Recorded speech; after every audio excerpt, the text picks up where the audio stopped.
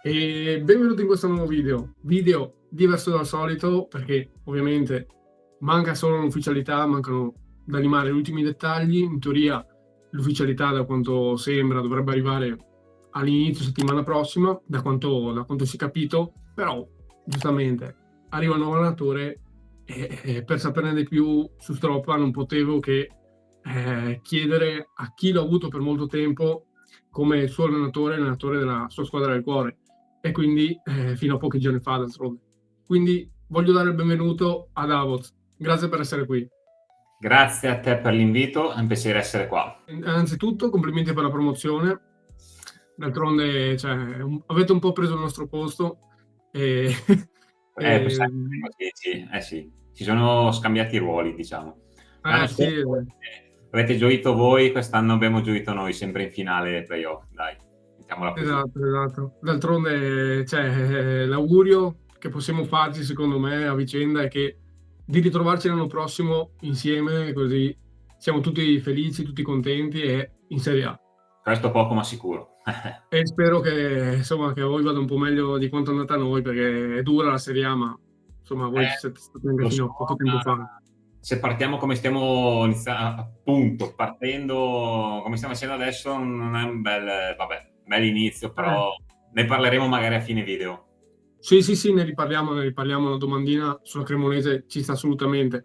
Oh, partiamo subito così non ti tengo per troppo tempo, ma essenzialmente, cioè, la roba che mi preme di più, penso tutti i tifosi, insomma, del Venezia, è capire dal punto di vista tattico Stroppa cosa può dare a questa squadra, cioè che identità dà la squadra, che identità ha dato alla Cremonese in questi anni, che moduli ha utilizzato di più e diciamo se, sì, in generale se la sua Cremonese in queste stagioni ti è piaciuta, personalmente. Allora, partendo dal modulo, possiamo dire che mister Giovanni Stroppa ha in testa un solo e unico modulo. Nelle 2 Mi stagioni segno da tutto io, mi eh? segno tutto, prendo appunti come a scuola. Nel senso che da quando è da noi, sulle 2 stagioni, ha giocato tutte le partite tranne appunto la finale playoff del mese scorso. Era diciamo un ibrido, lui diciamo che utilizza al 99% il 3-5-2, e tranne appunto nell'ultima partita con lo Spezia per magari mischiare un po' le carte in tavola, era un ibrido, un 4-3-2-1, 3-1-2 con Barbieri che faceva il terzo braccetto, che poi quando si attaccava diventava il quinto, insomma. Comunque Stroppa utilizzerà, ripeto, al 99,9% il 3-5-2, predilige la costruzione assolutamente dal basso, dunque ha bisogno di un portiere bravo con i piedi, che sappia comandare anche la difesa in un certo verso. Certo. Butta via veramente pochi palloni. Non so, Fulignati da quando è da noi, non so quanti palloni avrà giocato, veramente faceva praticamente come se fosse un libero, diciamo, un ultimo uomo. E molto possesso palla, un possesso palla a volte, un tiki-taka a volte un po' noioso, diciamo, inefficace, e questo a volte a noi tifosi non è piaciuto molto. Non è piaciuto molto perché il tifoso si aspetta sì il tiki-taka, ma anche un gioco più concreto, più in verticale, più efficace. Infatti la Cremonese ha tirato tantissime volte in porta, facendo comunque tanti gol, ma veramente per il numero di tiri effettuati veramente i gol potevano essere veramente tanti. E quindi è una squadra che comunque è lì sempre tra difesa e centrocampo, pronta però a trovare il pertugio giusto, diciamo. Però piaccia o non piaccia, ragazzi, l'anno scorso è arrivato in finale playoff, quest'anno ci è riuscito ancora, addirittura ha vinto, quindi appunto può piacere o non piacere, soprattutto a noi di Cremona che l'abbiamo avuto, però il risultato ce l'ha portato a casa. Ma in Esatto. Sì, Serie sì. B Stroppa è una garanzia. Eh sì, Col ma questo l'abbiamo, insomma, si è capito dai risultati, no?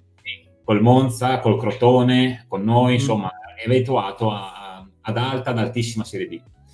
Se poi gli dai Chiaro. un giocatore a lui diciamo funzionale, è tutto più facile. Comunque sì, per riassumere, Stroppa userà al 99%, ripeto, il 3-5-2 e predilige la costruzione dal basso. A volte è una cosa che ci ha fatto un po' arrabbiare, storcere il naso noi tifosi anche, è che a volte si inventa anche dei giocatori, diciamo, non proprio nel loro ruolo, mettiamola così. E questo non è piaciuto molto, però ripeto, il risultato l'ha portato a casa e ha avuto ragione. Ok, ma infatti lei è un po' anticipato. Io volevo proprio la seconda domanda che volevo fare è che, cioè, leggendo un po' sui social, anche su Instagram, sotto il posto di saluto a Stropa, no? Sono andato un po' a leggere, a capire l'umore dei tifosi della Cremonese. E devo dire che comunque ho visto che molti dicevano, nonostante le critiche che ti ho fatto in questi anni, comunque non posso che farti i complimenti, no? E ringraziarti. Adesso Infatti che te ne vai. sono d'accordo Mm, e anch'io a volte l'ho criticato, lo ammetto, i video ci ok. sono, però mi è dispiaciuto un po' veramente, perché è anche una bravissima persona, legato tanto con i tifosi, ripeto, bravissima persona e a me è dispiaciuto perché da quando è stato richiamato dopo Corini è cambiato qualcosa, la squadra si è compattata, ma anche il tifo, tutto l'ambiente cremonese si è compattato e è stata una vittoria di tutti e mi è dispiaciuto un po' questo addio di Stroppa. Ah, ho capito. Cioè, quindi questo è un po' l'umore. Ma le critiche da cosa arrivano? Cioè, perché ci sono queste critiche? Era quello che non capivo fino in fondo. Vabbè, Cioè, collegato a questo, secondo te, quali sono i suoi punti deboli principali, almeno quello che sei riuscito a vedere, secondo te, nell'esperienza Cremona? appunto il non cambio modulo, nel senso che Mm, quando magari incontri una squadra che ormai ti conosce, quando incontri una squadra, permettimi, di bassa classifica che punta al punticino, diciamo, lì la Cremonese fa fatica, sanno come la squadra di Stroppa gioca e quindi si posizionano in difesa, sanno dove andare a colpire, sanno come difendersi e questo continuo puntare su questo stile di gioco senza provare a cambiare qualcosina, ecco, questo forse è un suo punto debole. Perché, ok. ripeto, 80 partite allo stesso modo, prima o poi le squadre ti capiscono. Diventi prevedibile.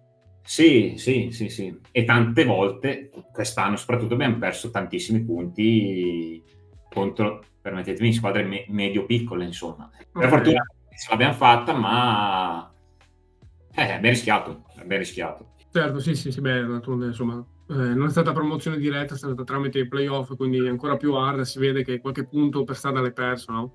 Sì, però, ripeto, da quando è stato richiamato dopo Corini, veramente lì c'è stato il cambio di marcia. Ok, ok. C'è un ambiente, giocatori, tifo, società, tutto, colori grigio-rossi e siamo riusciti a raggiungere questo obiettivo.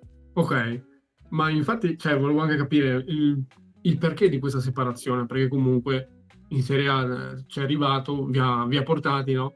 Quindi perché si arriva alla separazione? Quello non ho tanto capito, la C'era motivazione che c'è dietro, nonostante la promozione. per quei motivi che ti ho detto, perché la squadra, tra virgolette, faceva fatica ad andare avanti, faceva fatica a fare risultato in quel periodo, si perdevano tanti punti, soprattutto l'ultimo secondo, mi ricordo l'autogol di Bianchetti a Bari, che poteva regalarci, all'ultimo minuto proprio, che poteva regalarci la vittoria, il gol preso contro il Brescia da Moncini al 96esimo, in rovesciata, in superiorità numerica.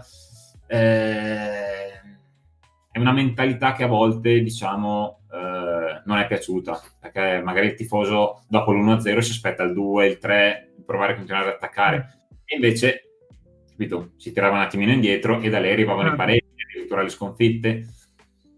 Succede una volta, due, tre volte e la società ha preso quella decisione. Ah, quindi un po' di cortomusismo per citare un altro allenatore, quindi. Sì, sì, sì, possiamo dire così. No, interessante questo, è un aspetto importantissimo per capire che tipo di allenatore siamo andati a prendere praticamente. E vabbè, domanda che un po' capisco dal tuo giudizio, il tuo pensiero, però comunque te la faccio. Cioè, tu, nonostante insomma la promozione e tutto, cioè, saresti andato avanti con Stroppa se decidevi tu, se potevi decidere tu o era Ripeto, meglio separarsi? ripeto, a me è dispiaciuto tantissimo, veramente tanto, però lo ripeto, mi è dispiaciuto veramente tanto, però io l'avrei cambiato. Ok, Però, però c'è un però, l'avrei cambiato con un allenatore da Serie A, perché adesso non sappiamo veramente ancora niente sulla panchina della Cremonese, perché non trapela niente dalla società. Addirittura si parla dei soliti Gotti, Giampaolo, Gilardino che poi è andato al Pisa, comunque gente che ha esperienza in Serie A. Si parla fortemente di Davide Nicola, spero arrivi lui. No, io non ci metto la mano sul fuoco, ma spero veramente arrivi lui. Si è fatto un ultimo nome di oggi di William Viali, cioè per dire, è stato esonerato un po' dappertutto, non ha avuto mai esperienza in Serie A, cioè io cambio Stroppa però per andare a prendere un profilo già formato da Serie A, non torno indietro con Viali, con tutto il rispetto, capito? Cioè, allora, certo. piuttosto che Viali mi sarei tenuto ovviamente Stroppa, cioè.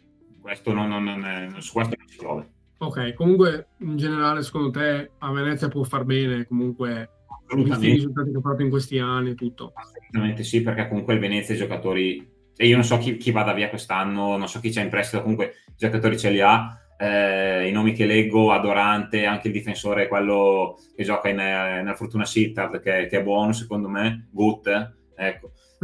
Centrocampo buono ce l'ha il Venezia, quindi secondo me un paio se ne porta via da Cremona, secondo me. Ah, dici? Secondo me gira questa voce, ma poi il mercato si sa che è imprevedibile. Ok, ma infatti, cioè, giustamente parlavi di Cremonese, vado a chiederti appunto al futuro, cioè, me lo stavi un po' dicendo, cioè, ho visto un po' che a livello di allenatore non si sa ancora nulla, cioè non si sa chi sarà l'allenatore, come siete messi? Siamo messi, non lo so. Prima di passare su questo discorso volevo ribadire il concetto che a Venezia Stroppa secondo me farà bene, perché è una società seria che vuole investire, che vuole, penso, ritornare in Serie A e quindi farà bene, c'è tutto per far bene. Siamo un po' in ritardo come 2 anni fa, ma lo dico a malincuore, sinceramente.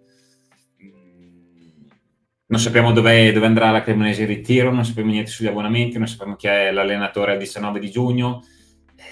C'è qualche nome qua e là, però finché non c'è il mister, capito, non si può costruire la squadra. La base c'è, perché 2 anni fa, perché la rosa era composta da metà prestiti e dovevi rifare veramente tutto. Abbiamo fatto, mi sembra, 22 acquisti. Quest'anno la rosa è praticamente tutta di proprietà, quindi ci saranno, secondo me, la metà delle operazioni da fare. Quindi su questo, vabbè, possiamo essere un po' più tranquilli, però prima io voglio sapere l'allenatore, avere un allenatore serio e dopo fare 2 o 3 innesti per reparto mirati. Però al momento siamo un po' indietro, sinceramente. Ci sta, infatti, cioè, avevo un'altra domanda, ma nel senso sei fiducioso per la stagione? Mi hai già risposto praticamente, comunque quando è così, insomma, sei un po' perplesso, no? Sì, però io sono fiducioso perché 2 anni fa sono stati fatti degli errori palesi e la società ha detto cercheremo di non rifarli, e quindi se li rifai allora sei masochista, cioè voglio dire, hai in Serie A dopo 26 anni preso un Alvini che non aveva mai allenato in Serie A, adesso che sei tornato in Serie A non andare a prendere un altro allenatore inesperto, cioè fai lo step in più, capito? Perché se prendi un allenatore più, diciamo, un allenatore migliore, anche l'appeal è diverso, cioè se hai un Alvini in panchina l'appeal dei giocatori è diverso, se hai un Nicola in panchina i giocatori sono più propensi a venire, cioè parte tutto dall'allenatore secondo me. Ma metti ipoteticamente che Di Francesco non firmava per il Lecce, no? Quindi era ancora in ballo, tu ti fiondavi su di lui in questo momento, se era libero ovviamente, o dicevi no, aspetta un altro? Ora, a me tutte queste cose, ecco, abbiamo già la prima retrocessa perché Di Francesco è retrocesso col Venezia, col Frosinone, a me quelle robe qua, cioè, non piacciono tanto, anche perché secondo me sinceramente Di Francesco non ha fatto, siete retrocessi ma non ha fatto male, cioè voglio dire, soprattutto nell'ultimo finale di stagione, nella parte finale di stagione. No, assolutamente. Il materiale che aveva a disposizione secondo me non ha fatto male, cioè secondo me se gli dai una rosa competitiva può giocarsela per la salvezza, voglio dire, cioè per me ci poteva anche stare Di Francesco come allenatore a Cremona. Ok, quindi tu saresti stato pro, vabbè, ci sta, sì, assolutamente. Ha fatto bene comunque a Roma, sì, ha fatto bene poche volte, ha fatto male parecchie volte, però insomma devi devi vedere che squadra hai anche in mano, insomma. Certo, no, no, ovvio, dipende dal calibro della rosa che ha. Lui, secondo me, ho sempre pensato che ha bisogno con un certo tipo di squadra, di un valore di un certo tipo, per me può fare anche molto bene. Con una squadra che deve salvarsi per il tipo di gioco che Sì, vuole lui, fa fatica, cioè, purtroppo. Mi sembra un scorso, po' questo. l'anno scorso Frosinone dopo metà campionato, cavolo, era quasi metà classifica per dire Frosinone. Poi vabbè, non so cosa è successo, però giocava da Dio la squadra all'inizio. Sì, sì. E nulla, io non ho più nulla da chiederti, anzi ti ringrazio per aver risposto a Ma tutte le mie domande molto esaustivamente. grazie a te, Grazie figurati. mille e ripeto l'augurio che ti ho fatto inizio video, cioè speriamo di vederci l'anno prossimo in Serie A, non in Serie B. Certo, E certo. Spero anche io, ovviamente. che vada un po' meglio di come è andata a noi. Insomma, vi ricordo di lasciare like, di iscrivervi, di commentare dicendo la vostra su tutto quello che ha detto Davoz. E quindi niente, abbonatevi per sostenerci. È sempre Forza Venezia, è sempre Forza Unione.